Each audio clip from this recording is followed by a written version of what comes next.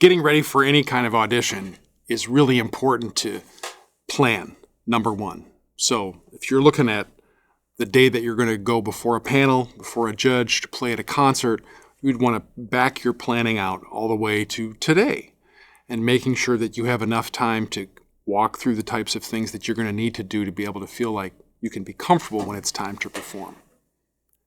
I feel like everybody performs the most comfortable when they're at home in their favorite t-shirt, their favorite pair of jeans, their favorite pair of shorts, hanging out at home. And we're trying to create that feeling of ease, that feeling of being the most connected to our instrument when we're in a high-pressure situation, usually dressed up, usually with lots of people paying attention to us, but trying to create the ability of where we, at home, which was easy, which was without judgment. So for me, it's dangerous to make that judging moment be the only stop that you would make on your concert tour for getting an etude ready.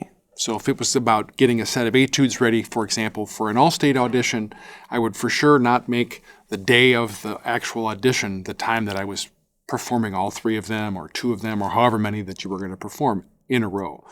I would have done that concert, if you will, many times leading up on the way.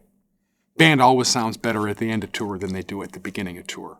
If you're a fan of any kind of rock and roll music, to hear any kind of group, let's say like a jam band like Phish at the beginning of a tour and at the end of a tour, they're two totally different experiences. So to hear an album that's cut at the beginning and then to hear a band tour that album is to hear something, again, different. So if you can make your stops, play your etudes at the mall, play them for grandma, play them for mom, play them for your aunt, play them for your dog, play them for the hummingbird that comes to the feeder.